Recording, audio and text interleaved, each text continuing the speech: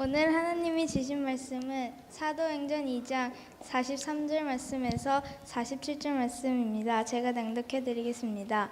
사람마다 두려워하는데 사도들로 말미암아 기사와 표적이 많이 나타나니 믿는 사람이 다 함께 있어 모든 물건을 서로 통용하고 또 재산과 소유를 팔아 각 사람의 필요를 따라 나눠주며 날마다 사람을 같이하여 성전에 모이기를 힘쓰고 집에서 떡을 떼며 기쁨과 순전한 마음으로 음식을 먹고 하나님을 찬미하며 또 온 백성에게 칭송을 받으니 주께서 구원받는 사람을 날마다 더하게 하시니라. All the believers were together. They shared everything that they had. They sold what they owned. They gave each other everything they needed. Every day they met together in the temple courtyard in their home. They broke bread and ate together. Their heart was glad and honest and true. They praised God. They were respected by all the people. Every day by day the Lord added to their group those who were being saved. 고맙습니다. 우리 성경 찾은 김에 42절도 같이 한번 읽겠습니다. 사도행전 2장 42절을 우리 한 목소리로 받들어서 읽겠습니다. 시작. 그들이 사도의 가르침을 받아 서로 교제하고 떡을 떼며 오로지 기도하기를 힘쓰니라. 아멘. 여러분, 새성전에서 처음으로 모여서 함께 예배를 드리는데 기분이 어떠세요? 저도 참 좋습니다. 우리 민족의 지도자 중에 존경받는 지도자이죠. 백범 김구 선생님께서 이런 말씀을 하셨어요. 경찰서 100개 세우는 것보다 학교 110개 세우는 게 낫고 학교 10개 세우는 것보다 교회 하나 세우는 게 낫다. 이런 말씀을 하셨어요. 김구 선생님께서는 교회가 어떤 곳인지를 너무나 잘 알기 때문에 그런 말씀을 하신 겁니다. 그런가 하면 2차 대전 후에 히틀러의 가장 측근이었던 전범 헤르만 괴링이 사형 선고를 받는 날에 그에게 이런 부탁을 형장에 끌려가면서 했습니다. 이 세상에 남겨진 내 어린 딸을 교회에다 데려다 주십시오. 나는 죄를 많이 졌지만 내 딸만은 교회에서 자라게 하고 싶다는 소망입니다. 교회가 무엇을 해야 하는지를 아는 사람은 이런 상황에 이런 대답이 나올 것입니다. 여러분은 새성전에서 예배를 드리면서 우리 예인교회가 어떤 교회가 되기를 원하십니까? 여러분이 소망하는 교회의 모습은 어떤 것인가 한 번쯤은 마음속에 정리하셨으면 좋겠어요. 제가 목사가 된 것은 교회에 대한 꿈이 있기 때문에 그렇습니다. 교회가 교회다워지는 것이 꿈입니다. 우리 예인교회가 성경적인 교회가 되는 것이 꿈입니다. 우리 예인교회가 역사상 가장 아름답고 바람직한 교회가 되는 것이 꿈입니다. 우리 예인교회가 하나님께서 가장 기뻐하시는 교회가 되는 것이 꿈입니다. 우리 예인교회가 교인들이 가장 행복했으면 좋겠다. 이것이 저의 꿈이기도 합니다. 예인교회가 세상에서 진짜 교회다라고 인정받을 수 있는 교회가 되는 것이 저의 꿈이기도 합니다. 어찌 이것이 저의 꿈만 되겠습니까? 우리 주님께서 바라시는 교회의 꿈이기도 할 것입니다. 그런데 이런 꿈을 우리가 함께 마음속에 담고 이곳에서 예배드리면서 하나님의 뜻을 이루어갈 때 여러분 마음속에 기억해야 할 것이 하나 있어요. 그것은 뭐냐? 교회의 시작에 어떤 은혜가 있습니다. 오순절 마가의 다랑방에 주님의 제자들과 성도들이 모여서 기도하고 있는 동안에 성령이 임했습니다. 베드로를 비롯한 120명의 제자에게 성령이 임하는 순간에 그곳에 교회가 교회로 끝난 것이 아니라 예루살렘을 바꾸고 세상을 바꿀 수 있는 시작이 됐습니다. 성경은 그때 그 성령 받은 베드로가 나가서 설교할 때 그 무식함의 대명사 베드로가 설교할 때 3,000명이 회개했다 기록하고 있습니다. 그런데요, 여러분, 교회가 누군가의 설교에 의해서 3,000명이 회개했다는 것보다 더 중요한 것이 있습니다. 성경은 베드로의 설교로 몇천 명이 회개했다, 그것을 강조하지 않습니다. 그거보다 더 중요한 건 사도행전 11장 23절의 말씀처럼 교회에는 하나님의 은혜의 증거가 가득했다. 교회는 숫자로 이루어지는 것이 아닙니다. 교회는 돈으로 이루어지는 것이 아닙니다. 교회는 건물로 이루어지는 것이 아닙니다. 교회는 하나님의 은혜의 증거가 나타나는 것으로 교회되어집니다. 저는 우리 교회가 숫자에 상관없이, 건물에 상관없이, 시간에 상관없이 하나님의 은혜의 증거, evidence of grace of God, 하나님의 은혜의 증거로 충만해지는 그 축복이 우리의 미래 위에 임하기를 간절히 소망합니다.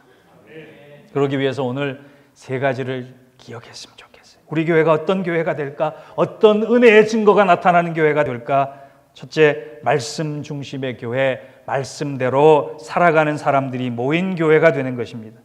42절에 보면 그들이 사도의 가르침을 받아로 시작합니다. 그리고 그 43절에 보면 그 가르침을 받은 사람들을 세상은 두려워하기 시작했다 얘기합니다. 여러분, 교회는 말씀이 중심이 돼.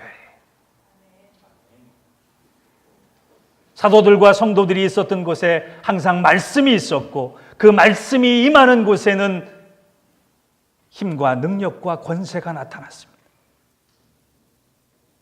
복음이 들어가는 곳에는 교회가 세워졌고, 교회가 세워진 곳에는 말씀이 선포가 됐고, 말씀이 선포가 된 것은 생명이 있고 변화가 있고 굳은 마음이 녹아지고 가치관이 변하고 인생이 달라지는 기이한 일들이 벌어졌다. 교회의 역사는 기록합니다. 그런데 그 중심에는 말씀의 부흥이 있었습니다. 에스라와 느헤미야의 부흥운동도 하나님의 말씀 앞에 섰을 때 일었습니다. 전 세계의 새로운 부흥의 원동력은 항상 말씀을 깨달은 사람들이 그 말씀대로 살아갈 때 임했던 것입니다. 1907년 평양에 하나님의 부흥이 임했을 때도 말씀의 힘이 나타났고, 사람들이 말씀 앞에 무릎 꿇을 때 세상이 달라짐을 경험했습니다. 사랑하는 성도 여러분, 우리 예인교회에 말씀이 임하기를 원합니다. 그 말씀을 통해 우리가 살아나기를 원합니다. 말씀의 부흥이 일어나면 교회가 흥황하고, 교회가 흥황하면 가정이 살아나고, 가정이 살아나면 우리의 심령도 살아나는 이런 하나님의 선순환의 고리의 시작은 바로 말씀대로 살아가려고 하는 사람. 여러분, 말씀을 즐기지 마세요. 말씀을 평가하지 마세요. 말씀을 붙잡고 말씀대로 살아야겠다 다짐하고 결단하는 우리 교회가 될 때, 우리의 교회에서 흘러넘치는 이 말씀의 능력이 이 지역사회는 물론이요, 이 뉴저지 땅과 나아가서는 미국과 전 세계를 향해 흘러갈 수 있는 말씀의 부흥의 역사가 이제 이곳에서부터 시작되는 큰 은혜가 우리 모두에게 임하기를 주의 이름으로 축원합니다. 두 번째, 어떤 교회가 되어야 될 것이냐? 46절에 보니까 날마다 마음을 같이하여 성전에 모이기를 힘썼고 그랬습니다. 여러분, 날마다 마음을 같이하는. 아까 우리 아이들 졸업 진급하는 거 보니까 부모들이 또 우리 모든 성도들이 마음이 하나가 되어 있더라고요. 마음을 같이 하는 것. 주일날 교회 와서 잠깐 마음을 같이 하는 건 가능한데 날마다 마음을 같이 하는 것은 굉장히 중요한 일입니다. 성장하는 교회의 두드러진 특징 중에 하나가 뭔지 아세요? 교인들의 표정이 훨씬 밝아지고 또 행복해 보입니다. 오늘 제가 그 인사를 2번 들었어요. 목사님, 사실 저희 교역자들이 오늘 굉장히 긴장했습니다. 예배드리러 처음 온 장소에 누가 올 것이고 누가 안 올 것인가, 오다가 길은 헤매지 않을까, 또 와서는 성도들이 어떤 모습을 보일까. 그러다가 제가 2분에게 그런 얘기를 들었어요. 목사님, 성도들이 행복해 보여요. 성도들이 밝아 보여요. 속으로 얼마나 하나님 앞에 감사했는지 모릅니다. 성장하는 교회의 두드러진 특징에는 교인들이 표정이 밝고 행복해 보이고 기쁨뿐만이 아니라 성도들의 입에서 좋은 이야기가 많이 나온다는 거예요. 목사님 왜 저래? 우리 장로님 왜 저래? 이런 얘기 별로 안 나와요. 교인들은 모두 다정하고 친절하고 무례한 사람이 없고 서로를 섬기고 사랑하며 교회 출석 이후에 저 사람 정말 변했어, 아주 아름답게 변했어라고 하는 얘기가 나오고, 가난하고 병든 자를 배려하고 기도하며 어떤 교회 궁금해서라도 한번 가보고 싶다라고 하는 소문이 나는 교회가 성장하는 교회입니다. 여러분, 한마디로 마음이 하나가 된 교회. 성경에 친교라고 하는 단어, 교제라고 하는 단어는 헬라어로 코이노니아입니다. 그런데 이 코이노니아라는 단어를 그냥 코이노니아라고 했지만 영어와 한국말로는 17가지나 번역할 수 있습니다. 이 친교의 의미가 얼마나 깊은지요. 저는 요즘 교회에 한 가지 우려가 있습니다. 많은 현대교회들이 가난한 이들을 부담스러워한다는 거예요. 병든 사람들을 힘들어한다는 거예요. 약하고 병든 사람들이 오히려 환영받을 수 있는 교회, 용기를 얻을 수 있는 교회, 함께 즐거워하고 우는 사람들을 통해 희망을 찾고 치유를 찾고 회복되는 교회가 진짜 교회입니다. 얼마 전에 텍사스에 큰 홍수가 났습니다.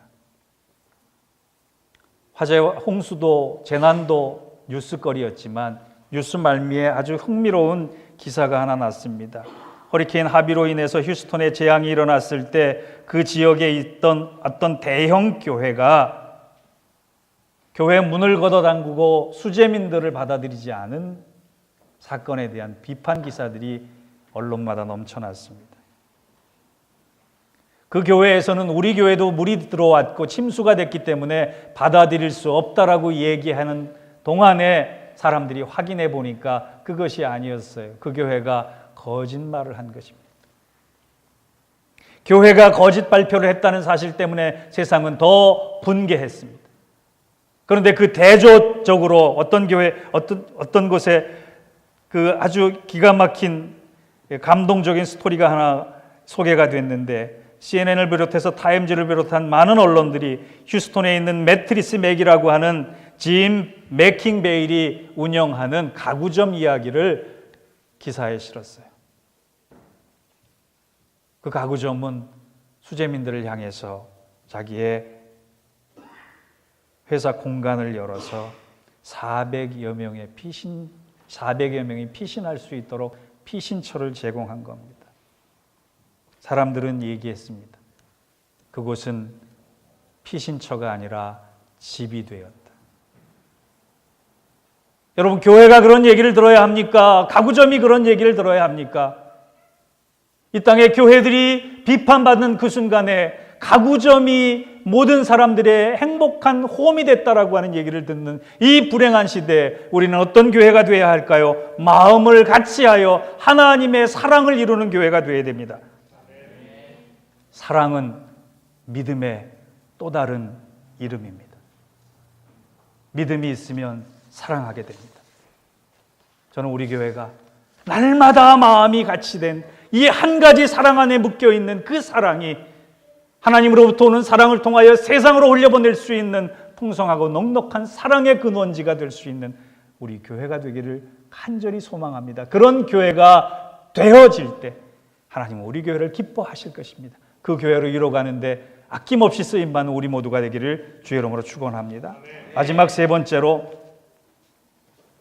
어떤 교회가 되어야 될까? 이곳에서 주의 영으로 충만하도록 기도하는 교회가 되어야 합니다. 42절에 그들이 사도의 가르침을 받아 서로 교제하며 떡을 떼며 오로지 기도하기를 힘쓰니라, 이 말씀으로 시작해서 47절에 가면 어떤 말씀이 나옵니까? 하나님을 찬미하며, 47절 같이 읽어볼까요? 시작. 하나님을 찬미하며 온 백성에게 칭송을 받으니 주께서 구원받은 사람을 날마다 더하게 하시느니라. 하나님의 교회가 구원받는 사람이 날마다 더해지는 그 축복의 시작이 어디 있습니까? 서로 오로지 기도하기를 힘썼다. 말씀은 한 개인을 부흥시키지만 기도는 한 가정을, 한 공동체를 부흥시킵니다. 기도의 불결이 일어나면 우리 안에 있는 온갖 죄와 부조리와 약함과 병과 하나님 기뻐하시는 모든 것들이 기도의 불길 가운데 태워지는 것입니다. 교회의 최대 무기는 기도입니다. 여러분, 기도할 수 있는 성도들 되시기 바랍니다. 기도가 없는 교회는 영혼 없는 몸과 같고, 기도를 포기한 교회는 하나님이 계실 수 없는 자리입니다. 여러분, 우리 자녀들을 위해서 졸업 및 진급 한 번 1년에 행사해주고 말 거예요. 자녀들을 위해서 끊임없이 기도하십시오. 여러분, 우리 교회에 연약한 사람들이 있습니다. 아픈 사람들이 있습니다. 일어서야 할 사람들이 있습니다. 마음 망가지고 있을 것입니까? 그들을 위해서 기도하십시오. 우리 교회가 이곳에서 더 뜨겁게 집중해야 할 것이 기도입니다. 기도가 회복되기를 바랍니다. 우리 주일학교 아이들부터 시작해서 유스그룹과 청년들과 온 교우들이 가정마다, 교회마다, 일터마다 기도로 시작하고 기도로 하루를 닫는, 새벽 기도는 하나님과 상의하는 시간이고, 저녁 기도는 하나님께 보고하는 시간이고, 식사 기도는 하나님께 감사하는 시간이고, 중보 기도는 기도의 능력을 체험하는 시간이고, 내 힘으로 해결할 수 없는 어떠한 일들은 철야 기도나 금식 기도를 통해 하나님 앞에 기도할 때에 기도가 기적의 시작이 될 것입니다. 어떤 목사님이 울면서 그렇게 기도하셨대요. 하나님, 제게 불가능한 제목을 주셔서 감사합니다. 제 힘으로 가능하다면 기도하지 않겠지만 제 힘으로 불가능하기 때문에 기도합니다. 여러분, 불가능한 일도 기도의 제목이 될 수 있습니다. 페북이나 SNS, 카톡하면서 기도하지 마십시오. 하나님을 사랑하는 사람은 어떤 방법이든 찾아서 하나님께 기도할 것이에요. 목사님, 저는 유창한 기도를 못해서 기도를 못합니다. 아닙니다. 유창한 기도가 중요한 것이 아니라 진실한 기도를 하시면 됩니다.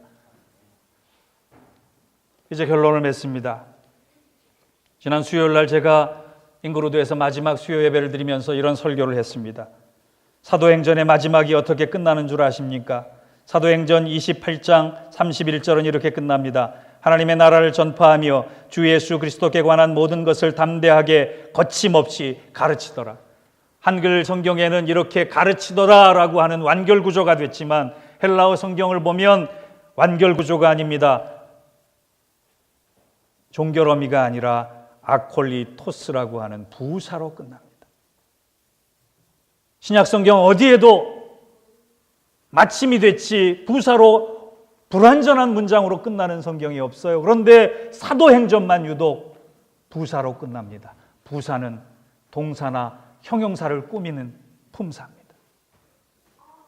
누가가 사도행전을 부사로 끝낸 것은 그 다음에 올 동사와 형용사를 바로 우리의 몫으로 돌려줬기 때문입니다.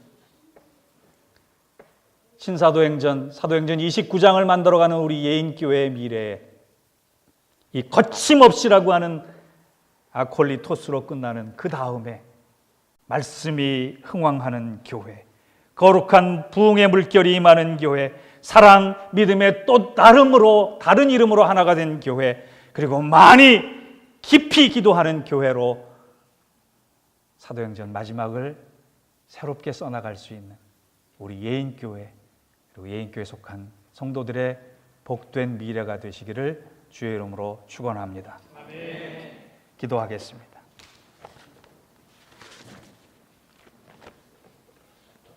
하나님 아버지, 우리 예인교회를 사랑하셔서 10년의 세월 동안 변함없이 붙잡아 주시고 이제 새로운 기대와 소망을 하나님 안에서 찾으며 이 귀한 성전에서, 예배의 터에서 하나님 앞에 처음 예배드리게 하시니 감사합니다.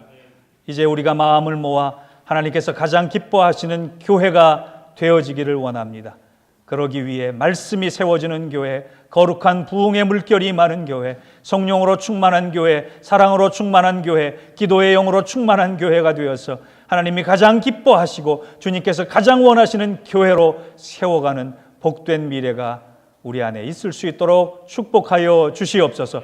교회가 잘 됨으로 가정이 잘 되고, 가정이 잘 됨으로 일터가 잘 되고, 일터가 잘 됨으로 우리 심령들이 잘 될 수 있는 큰 은혜가 이곳에서 시작될 수 있도록 복에 복을 더하여 주옵소서. 예수님의 이름으로 기도하옵나이다. 아멘.